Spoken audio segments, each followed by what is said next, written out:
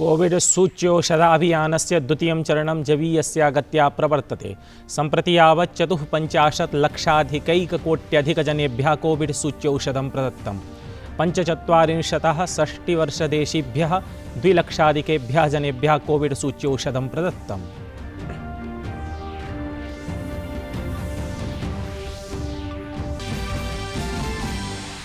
केषुचित् राज्येषु कोरोना प्रकरणानि नितरां प्रवर्धन्ते। महाराष्ट्र, केरल, पंजाब, तमिलनाडु, कर्नाटक राज्येषु कोरोना प्रकरणानि प्रवर्धमानानि सन्ति। स्वास्थ्यमन्त्रालयेन निगदितं यत् विवाहस्थलेषु विनिर्धारितसंख्यातः अधिकजनाः सम्मिलिताः भवन्ति। स्थानीयनिर्वाचनं जनानाम् अनवधानात् चास्ति अत्र कारणम्। पश्चिमबङ्गाले, असमे च प्रथमचरणे निर्वाचनस्य अधिसूचना अनन्तरमेव निर्वाचनप्रसारे दृश्यते गति। पश्चिमबङ्गाले गठबन्धन अधिकृत्य काङ्ग्रेसदले आन्तरिककलहो जायते। दिल्लीनगरे निगमस्य 5 तालुकानाम् उपनिर्वाचनस्य मतगणना अद्य भविष्यति। गुजरातस्य निगमनिर्वाचने पञ्चायतनिर्वाचने च भाजपादलेन अभूतपूर्वा विजयश्री अधिगता। परिणामानन्तरं भाजपादलस्य कार्यकर्तृभिः आमानितः महोत्सवः। पराजयानन्तरं काङ्ग्रेसदलस्य प्रदेशाध्यक्षेण समर्पितं त्यागपत्रम्। संयुक्तराष्ट्रमानवाधिकार आयोगेन जम्मूकश्मीरप्रकरणं समुत्थापितं। पाकिस्तानम् अतर्जयत् भारतम्। पाकिस्तानस्य दुष्प्रचारः च निराकृतः। भारतेन उदीरितं यत् पाकिस्तानदेशः प्रथमं स्वस्थितिम् अवलोकयेत्। आतङ्किभ्यः आश्रयं पृच्छति अयं पाकिस्तानदेशः। म्यांमारे आङ्ग सांग सूचीवर्यायाः समर्थनं सुतरां प्रवर्तते। म्यांमार संसत्समित्या च 4 कार्यवाहकमन्त्रिणां नामानि उद्घोषितानि। सूचीप्रशासनस्य अपाकारणं वर्तते असंवैधानिकम्। सिङ्गापुरस्य प्रधानमन्त्रिणा सूचीवर्यायाः विमुक्तिः अनुशंसिता। निगदितं च यत् प्रतिबन्धनेन च जनैः कष्टानि अनुभूयन्ते। अभिवादये, अहमस्मि परमेशः। अत्र भवतां भवतीनां च स्वागतं डीडी न्यूज़ वार्ता प्रसारणे अस्मिन्। अथ वार्ताः। प्रधानमन्त्री अद्य आयव्ययपत्रकस्य घोषणाः आधृत्य एकं दृश्यश्रव्यपरान्तर्जालीयसम्मेलनं सम्बोधयिष्यति। प्रधानमन्त्री आत्मनिर्भरभारताय शिक्षां, शोधं, कौशलविकासं विवर्धयितुम् एकम् उद्घाटनसत्रं सम्बोधयिष्यति। शिक्षाशोधकौशलविकासानां क्षेत्रे आयव्ययपत्रके घोषणानाम् उपरि विशेषबलं भविष्यति। अशेषे हि देशे साम्प्रतं यावत् 54 लक्षाधिकैककोटिकेभ्यः जनेभ्यः कोविड-19 कोरोना प्रतिरोधी औषधोषधं सुलभायितम्। केन्द्रप्रशासनेन ह्यः कथितं यत् देशे साम्प्रतं कोविड महामारी कारणेन सक्रियप्रकरणानां संख्या संक्रमणपुष्टिगतानां संख्यायाः 1.51% यावत् विद्यते। अपि च स्वास्थ्यमितिः 97% यावत् विवर्धिता। नवदिल्ल्यां वार्ताहरैः सह सम्भाषमाणा स्वास्थ्यसचिवा राजेशभूषणो अकथयत् यत् राज्यद्वयस्य रोगिणां संख्या 40तः अधिका विद्यते। यद्धि देशे प्रवर्तमानरोगिणां 75% विद्यते। असौ अवोचत् यत् गतसप्ताहद्वये दैनिकसंक्रमणप्रकरणे सामान्यस्तरीया वृद्धिः अंकिता। अवधेयास्पदं विद्यते यत् देशे कोरोना प्रतिरोधी सूच्यौषधाभियानं प्रवर्तते। भारत का जो वैक्सीन है आत्मनिर्भर भारत में मेड इन इंडिया, ये सिर्फ भारत ही नहीं, लगभग 2 दर्जन से अधिक दुनिया के देशों में जा चुका है। नेपाल में, बांग्लादेश में, आपके अफगानिस्तान में, श्रीलंका में, ब्राजील में और कई देशों में। तो मैं ये आग्रह करूंगा कि ये तो भारत के डॉक्टर वैज्ञानिकों की एक बहुत बड़ी उपलब्धि है, इसका तो सम्मान करना चाहिए। और मुझे लगता है कि जब पूरे देश में एक नया उत्साह आया है तो अब कृपा करके इस पर राजनीति नहीं होनी चाहिए। मैं आपसे एक ही आग्रह करूंगा आज अपने विपक्ष के नेताओं से कि आप भी कोरोना के खिलाफ वैक्सीन लीजिए। टीकाकरण माध्यमेन यत् एकत्र कोरोना नियंत्रण प्रयासाः जायन्ते, तत्रैव अपरत्र केषुचित् राज्येषु प्रकरणानि सजवं प्रवर्धमानानि दृश्यन्ते। महाराष्ट्र, केरल, पंजाब, तमिलनाडु, कर्नाटक इत्यादिषु 5 राज्येषु सक्रियप्रकरणानां 84% प्रकरणेभ्यः अपि अधिकप्रकरणानि सन्ति। स्वास्थ्यमन्त्रालयेन भणितं यत् विवाहादिषु प्रवर्धमानजनसंवर्धनेन स्थानीयनिर्वाचने जायमानप्रमादेन च संक्रमणं जायते। प्रधानमन्त्रिणा नरेन्द्रमोदिना विश्वस्य राष्ट्राणि भारतस्य विकासयात्रायां सहभागितायै आमन्त्रितानि। यः दृश्यश्रव्य इति अन्तर्जालीयमाध्यमेन एतद्वर्षीयं मेरीटाइम इंडिया समिट शिखरसम्मेलनम् उद्घाटयता श्रीमोदिना अवादीत् यत् भारतं सामुद्रिकक्षेत्राणां विकासाय गभीरमस्ति। सामुद्रिकजीवजन्तूनां वनस्पत्युत्पादान् समेत्य विभिन्नक्षेत्रेषु समुत्पन्न सामुद्रिकार्थव्यवस्थारूपेण समक्षम् आयाति। एतत् शताब्दिकस्य त्रिदिवसात्मकस्य मेरीटाइम इंडिया इति शिखरसम्मेलनस्य आयोजनं जलपोत्पत्तनेन पोतपरिवहनेन जलमार्गमन्त्रालयेन च विधीयते। श्रीमोदी अकथयत् यत् देशस्य आधारभूतसंरचनायाः समुन्नयेन अपि च आर्थिक परिष्कार कार्यक्रमं संवर्ध्य वयम् आत्मनिर्भर भारतस्य परिकल्पनां सुदृढयितुम् इच्छामः। प्रधानमन्त्री मोदी कथितवान् यत् पारादीपे जलपोतपत्तने विश्वसनीय सौविध्यं प्रकल्पयिष्यते। As far as creating new infrastructure goes, I am delighted to share that mega ports with world-class infrastructure are being developed at Vadhavan, Paradip and Din Dayal Port in Kandla. Ours is a government that is investing in waterways in a way that was never seen before. Domestic waterways are found to be cost-effective and environment-friendly way of transporting freight. We aim to operationalize 23 waterways by 2030. Assam पश्चिम बंगालयोः प्रथमचाक्रिक निर्वाचनार्थं निर्वाचन प्रक्रिया अस्ति समारब्धा। एतदर्थम् अधिसूचना प्रख्यापिता अस्ति। अस्मिन् प्रथमचरणे पश्चिम बंगालस्य 30 विधानसभासनेभ्यः असमराज्यस्य च 47 आसनेभ्यश्च अस्य मासस्य 27तमे दिनाङ्के मतदानं समायोक्ष्यते। आगामी 9 दिनाङ्कं यावत् पंजीकरणं विधास्यते। अग्रिमे दिवसे नामाङ्कनपत्राणि अन्वीक्ष्यन्ते। 12 दिनाङ्कं यावत् नामाङ्कनं प्रत्यावर्तितुं समयो विद्यते।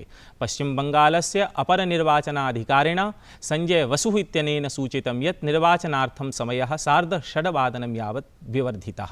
अवधेयमस्ति यत् पश्चिमबङ्गाले एषमो विधानसभानिर्वाचनानि 8 चरणेषु संपत्स्यन्ते। अपरतः असमराज्ये 3 चरणेषु विधानसभानिर्वाचनानि संपत्स्यन्ते इति। एतस्मिन् चरणे 80 लक्षाधिकाः मतदाताराः स्वीयमतं प्रयोक्ष्यन्ते। पश्चिमे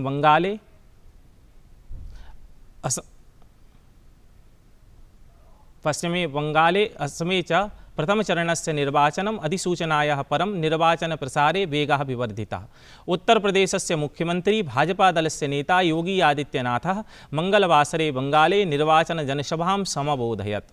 बंगालस्य मालदायां योगिनः आदित्यनाथस्य जनसभा अभूत् यत्र तेन ममता प्रशासनं भृशं विनिन्दितं। सः कथयत् यत् बंगाले जय श्रीराम इति कथनेपि प्रतिबन्धः वर्तते। आज बंगाल में केंद्र सरकार की कल्याणकारी योजनाओं को लागू नहीं करने दिया जाता है और आज बंगाल के अंदर एक तरफ यहां पर जिस बंगाल ने आदिशक्ति मां भगवती दुर्गा के अनुष्ठान का श्री गणेश करके पूरे देश के अंदर शक्ति का एक नया संचार किया था, आज उस बंगाल के अंदर दुर्गा पूजा पे प्रतिबंध लगाया जाता है। ईद में जबरदस्ती गौ हत्याएं प्रारंभ कराई जाती हैं और साथ साथ यहां पर तस्करी और गौ तस्करी के माध्यम से यहां की भावनाओं के साथ खिलवाड़ करने का कार्य किया जाता है। यहां की सरकार मौन बनी रहती है। भाइयों बहनों, बंगाल में आज जय श्री राम के नारे लगाने को भी प्रतिबंधित करने का कार्य किया जाता है और हमले करवाए जाते हैं। लेकिन मैं बंगाल की सरकार से कहना चाहता हूं, मैं ममता दीदी जी से अनुरोध करना चाहता हूं, एक सरकार कभी उत्तर प्रदेश में थी जो अयोध्या में राम भक्तों पर गोली चलाती थी। उस सरकार का हर्ष आपने देखा है क्या हो गया है, और अब बारी बंगाल में टीएमसी की सरकार की है।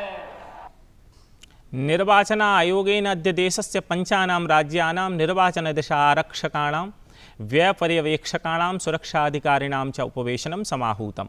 उपवेशनस्य लक्ष्यं कोरोनाकाले सुव्यवस्थितनिर्वाचनम् आसीत्। अस्मिन् निर्वाचने आयोगस्य समक्षं स्वतन्त्रनिरपक्षपारदर्शी नैतिकताभिः साकं कोविड-सुरक्षया निर्वाचनाय प्रतिबद्धता वर्तते। राजस्थाने भाजपादलस्य प्रदेशसमितेः उपवेशनं सम्बोधयन् दलस्य राष्ट्रीयाध्यक्षा JP नड्डा अकथयत् यत् अत्यन्तं प्रसन्नताविषयः यत् सर्वत्र कमलं विकसति। असौ अकथयत् यत् सर्वस्तरे दृढतायाः आवश्यकता वर्तते। सशक्त मंडल, सक्रिय बूथ और सक्रिय पन्ना प्रमुख, ये 3 लक्ष्य हमको 2021 में पूरे करने। 6 अप्रैल स्थापना दिवस से पहले सभी मंडल सशक्त हो जाए, इसकी हमको चिंता करनी पड़ेगी।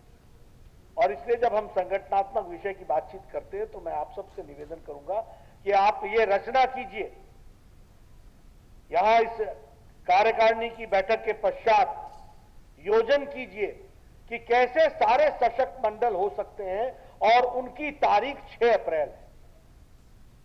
दिल्ल्यां दिल्लीनगरनिगमस्य 5 तालुकानाम् उपनिर्वाचनस्य परिणामः अद्य आयास्यति। मतगणनासम्बद्धा सज्जता पूर्णतां गता। केन्द्रतुष्टये मतगणना प्रातः 8 वादने समाप्स्यते। दिल्लीनगरनिगमस्य उपनिर्वाचनं फरवरी मासस्य 28 दिनाङ्के अभूत्। गुजराते स्थानीयनगरे निगमस्य पञ्चायतस्य च निर्वाचने भाजपादलस्य ऐतिहासिकः विजयः।